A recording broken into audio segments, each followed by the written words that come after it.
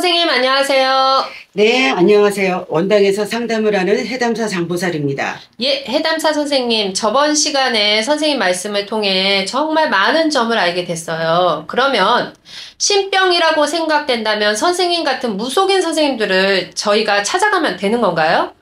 그리고 또 한 가지, 실제로 신병을 앓고 선생님을 찾아오신 분들이 있었나요? 그렇죠. 본인이 신병이라는 생각이 들기 시작하면 결국 알아서 찾아오게 될 거예요. 왜? 병원에 가서 치료한다고 해도 병명이 없는 경우가 허다하니까. 있긴 있겠지만 어쨌든 이 병은 반드시 무당이 되어야 비로소 낫는 병입니다. 그 말은 별다른 치료약이 없다든가 효과나 차도가 일반 병에 비해 크게 없다는 것이에요. 또 인해환란이나 금전의 환란을 겪는다면 사실 주위의 사람들, 즉 나의 편도 몰살시킨 상태라 도움을 요청할 곳이 없게 됩니다. 지독하게 외로운 처지가 되는 것은 물론이고 사람과의 소통을 스스로 반기지 않게 됩니다. 실제로 저에게 정말 많은 분들이 찾아오셨고요.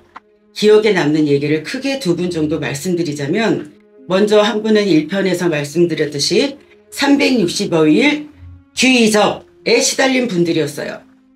본인도 얼마나 괴로웠겠어요. 단 여기서 반드시 구분해야 하는 것은 있습니다. 화경이나 귀문이 열린다고 무조건 신병은 아닙니다. 빙의, 즉 허주가 내 몸을 점령한 상태인 분들도 참 많아요.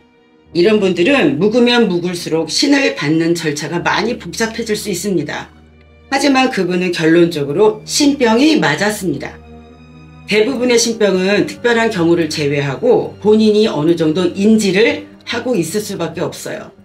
근데 문제는 신을 받아들이고 그런 나를 인정하는 게 쉽지가 않다는 거죠. 그 이유는 여러 가지가 있겠지만 우선 사회적인 인식의 영향이 있다고 봅니다. 또 그동안 경험해보지 못했던 직업이기에 현재도 힘든 상태에서 불안정한 삶의 내 운명을 또 다시 맡겨야 된다는 부담감이 있을 수밖에 없습니다. 하지만 무병은 신을 받아야 비로소 나을 수 있다는 게 포인트입니다. 그럼 이 무병, 즉 신의 시그널을 거부하면 어떻게 되겠느냐? 본인의 삶이 급격하게 거철을 잃어가게 됩니다. 그리고 주변은 더더욱 소란스러워질 수밖에 없고요. 한번 신의 바람이 불게 되면 그 풍파는 절대 멈추지 않고요. 인간의 기운이 사라지게 되면서 그간의 나의 삶이 나락으로 가는 경우는 시간 문제죠. 어느 땐 잠잠한 것 같다가도 사실 이게 폭풍 전야일 뿐인 거지 완전히 멈춘 것은 아닙니다. 사람마다 환경에 따라 무병의 형태가 많이 다르지만 한마디로 요약하자면 딱 죽지 않을 정도로만 살아가게 됩니다. 왜? 신은 선택받은 자가 받아들일 때까지 특수한 경우를 제외하곤 절대 죽이지 않습니다. 좀 가슴 아픈 얘기죠. 그리고 거부가 계속될 경우 결국 본인이 가장 소중하게 생각하는 것들까지도 다치거나 힘들게 하게 되는데 이런 과정을 통해 결국은 신 앞에 운명을 걸게 됩니다. 이분도 그랬습니다. 그리고 나서야 신을 받아들이기 위해서 저를 찾아오시게 된 거죠. 그때 내린 곳에서 울렸던 그분의 절규를 저는 잊을 수가 없어요. 물론 지금도 너무나 이 업을 잘하고 계십니다. 두 번째 분은 완전 반대 케이스예요. 이분은 예전부터 점집에서 신기가 있다는 말씀을 많이 들었던 분이에요. 종종 무당팔자른 말도 당연히 들어보셨을 거고요. 그렇기에 장군이다! 선녀다! 스스로가 세뇌가 되어 있었습니다. 제가 봐도 신기는 있는 분이었어요. 하지만 이 신기는 대부분이 사람을 많이 상대하는 직업을 가지신 분일수록 어느 정도는 있죠. 하지만 신기 정도로 신내림을 받는 것은 아니거든요. 절대 신내림이 무분별하게 행해져서도 안 된다고 생각하고요. 신내림 자체는 나만의 문제로 결론짓고 직결시키기는 힘듭니다. 내 주위에 가족이나 멀리 있는 친지도 고려해봐야 된다는 점 반드시 알아두셨으면 좋겠습니다. 이분은 그런 여러 가지 부분에서 제 눈에는 분명히 신내림을 받을 뿐이 아니었어요. 나이 또한 힘드셨고요. 여튼 받아서는 절대 안 돼요.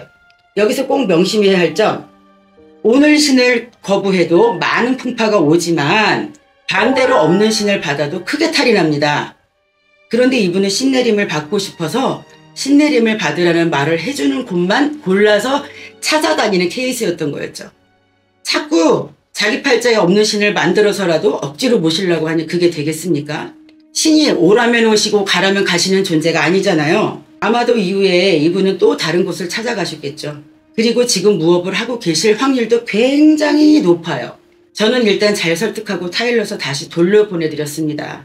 신이라는 건 받아들이는 것도 중요하지만 신의 길을 겨루며 본인 스스로 절제하고 닦아내면서 또 다시 신의 문을 열어가야 하는 과정들이 꼭 필요하고요.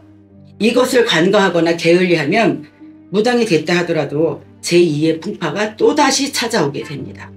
최고의 무당은 나를 찾아오는 손님들의 답답함을 제대로 풀어내고 온 집안 식구들이 편안하고 그 집이 대대손손 잘 되게끔 성부를 보게 하는 분들입니다. 결국 점사 능력은 기본이고요.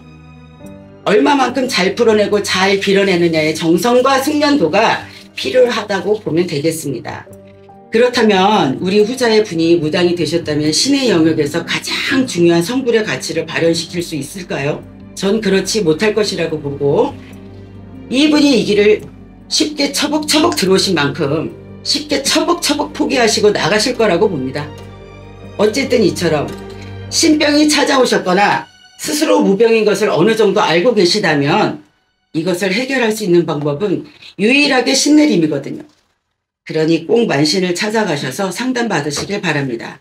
예, 선생님 말씀 감사합니다. 저희가 이번에는 1, 2부로 나눠 영상을 찍었는데 네. 선생님 말씀 안에 참 많은 궁금증을 제대로 해소할 시간이었던 감사합니다. 것 같아요. 오늘 말씀 너무도 감사하고요. 그럼 다음 영상에서 다시 찾아뵙겠습니다. 감사합니다.